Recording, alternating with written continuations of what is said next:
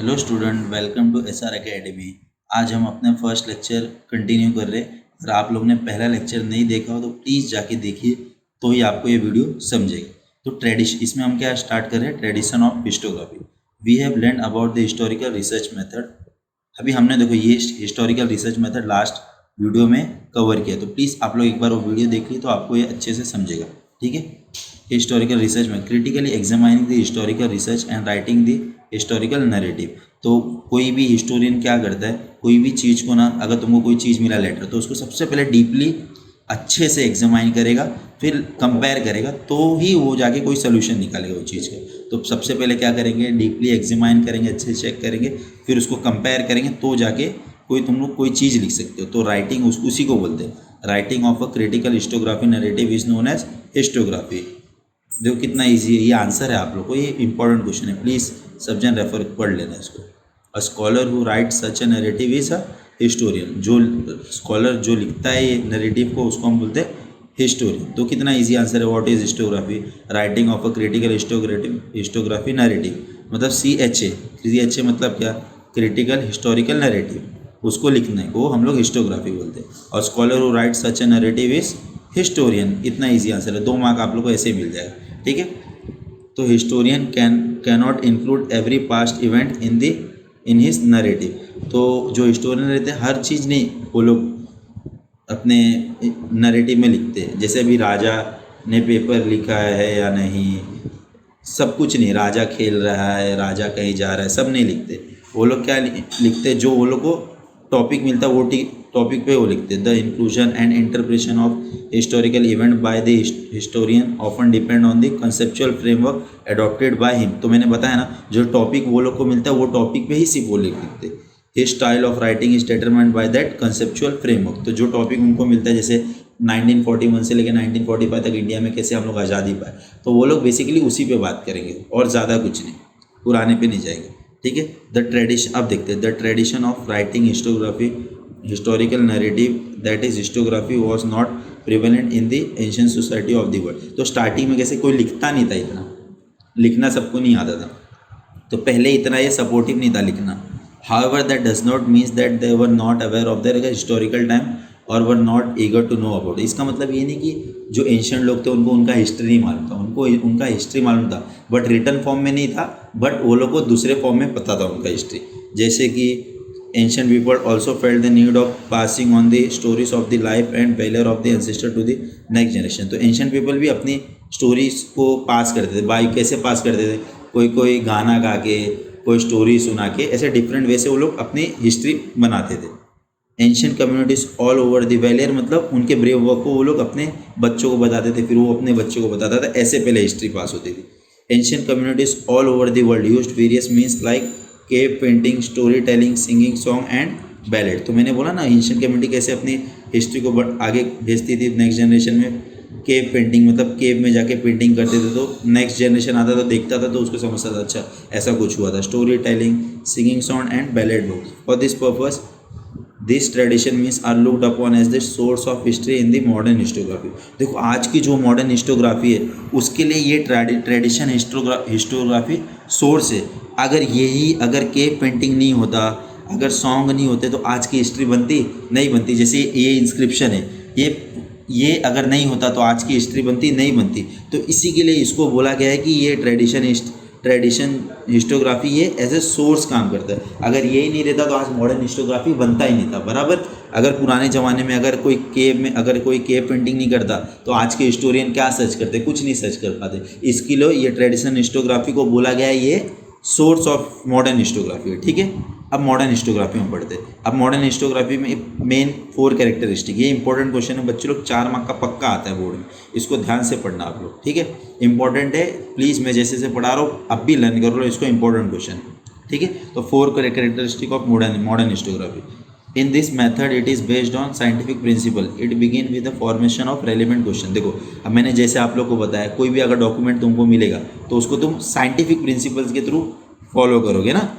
जैसे तुम कोई भी डॉक्यूमेंट मिला है, नहीं बोल दो कि अरे पुराने ज़माने का था, नहीं, उस पर कार्बन डेटिंग मेथड यूज़ करोगे, साइंस यूज़ करके तुम प्रूफ करोगे। और जब तक आप लोग प्रूफ नहीं करोगे, जब तक तुमको मॉडर्न हिस्टोग्राफी में उसकी एविडेंस जब तक नहीं दोगे, जब तक वैलिड नहीं बोला जाता है। तो इसको जब भी तुमको डॉक्यूमेंट मिलेगा तो तुम उसको क्रिटिकली एग्जामाइन करोगे, फिर रेफरेंस से कंपेयर करके फिर ही तुम बता सकते हो कि हाँ ये वैलिड है।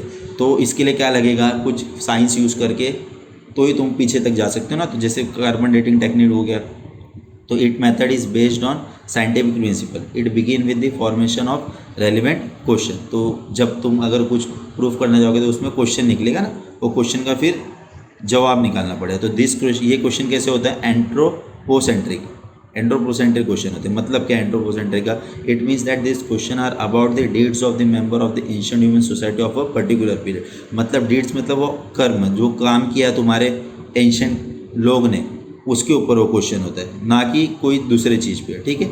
History does not suggest any interrelation between the divine and the human deed. History ये नहीं बोलता है कि भगवान ने आए, जैसे कि देखो लोग बोलते हैं ना भगवान आए, कुछ जादू किए, डायनासोर मर गए, फिर ह्यूमन का बर्थ हुआ। नहीं, ऐसा कुछ नहीं, हिस्ट्री ऐसा कुछ नहीं बोलेगा। ये कभी भगवान में और ह्यूमन में कुछ ऐसा रिलेशन नहीं बताएगा कि भगवान ने किया इसके लिए हिस्ट्री पढ़ना। नहीं, इसके लिए तुमको प्रूफ करना पड़ेगा। अब भगवान की चीज़ तो तुम प्रूफ नहीं कर सकते हो, तो इसके लिए ऐसा बोला गया है, history does not suggest any interrelation between the divine and the human deed. तो 2 पॉइंट इजी था। पहला पॉइंट क्या था, साइंटिफिक प्रिंसिपल पे बेस पे चलता है। दूसरा, कैसे ये सजेस्ट नहीं करता है relation between divine and the human deed. तो ईजी था। ठीक है। अब हम नेक्स्ट पॉइंट देखते हैं क्या है। According to this question are supported by relevant evidence. तो ये जो आंसर मिलेगा, answer to this question are supported by relevant evidence. Sorry, मैंने अकॉर्डिंग बोला, answer to the questions are supported by relevant evidence. तो जो क्वेश्चन मिलेगा उसको रिलायबल एविडेंस से तुम लोग प्रूव कर सकते हो ना। जब तक सपोर्ट कुछ एविडेंस नहीं दोगे तो कोई वैलिड नहीं बोलेगा। ठीक है। तो history represent a group of mankind journey with the help of past human date. तो हिस्ट्री क्या सजेस्ट करता है, ह्यूमन का इवोल्यूशन, हमारी जर्नी, हम लोग पहले कैसे थे, आज कैसे हुए, तो ये पूरा बताता है। ठीक है। It is said that the modern historiography with above characters has its root in the ancient Greek historical writing। ऐसा बोला जाता है कि जो मॉडर्न हिस्टोग्राफी है ना, इसका रूट कहाँ से स्टार्ट हुआ, ग्रीक से। Greek is a country. ठीक है। History is originally a Greek term, ये ग्रीक टर्म था। Herodotus the Greek historian of the 5th century BC used it first for the book title the histories. तो Herodotus करके एक historian था, इसने ये वर्ड कब यूज़ किया था, अपने द हिस्ट्रीज बुक में। तो ये तुम लोग को आगे क्वेश्चन है, मैच द फॉलोइंग में। तो हिस्ट्री हेरोडोटस ने कौन से बुक में यूज़ किया था, द हिस्ट्रीज बुक में हिस्ट्री वर्ड को यूज़ किया था। ठीक है। अब development of the scientific perspective in Europe and historiography. देखो कितना साइंस डेवलप हो गया था। अब सब इंसान पहले स्टोरीज पे भरोसा करते थे, अब कैसे सब स्टार्ट कर दिए थे, अब सब लोग साइंस पे भरोसा हो गया था कि अगर जब तक तुम लोग कोई चीज़ प्रूव नहीं करो, जब तक हम वो चीज़ को मानेंगे नहीं।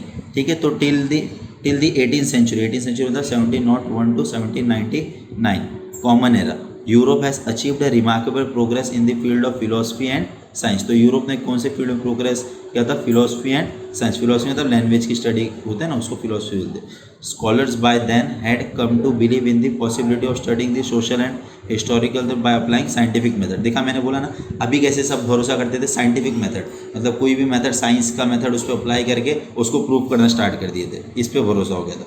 Now the philosophical discussion focus more and more on the objective in history and historiography. अब ज़्यादा करके अब साइंटिफिक मेथड प्रूव कर रहा था, तो सब फेमस हो रहे थे। इंसान लोग क्या सोचने लग जा रहे थे कि अरे यार, अगर ये बंदा फेमस हो रहा है साइंटिफिक करके तो मैं भी ऐसे ही करूँगा, क्योंकि ये राइट होता था ना, रॉन्ग नहीं होता था। बराबर। तो prior to the 18th century all European university were interested only in philosophical discourses revolving around the divine phenomena. अब सब भगवान के जो बोलता था ना, भगवान ने ऐसे कोई मानता नहीं था। अब सब साइंटिफिक मेथड पे बिलीव करने लग गए थे कि अगर तुमको कोई डॉक्यूमेंट मिला तो तुमको उसको साइंटिफिक प्रूफ करो, जब तक नहीं करोगे जब तक हम उसको मानेंगे नहीं।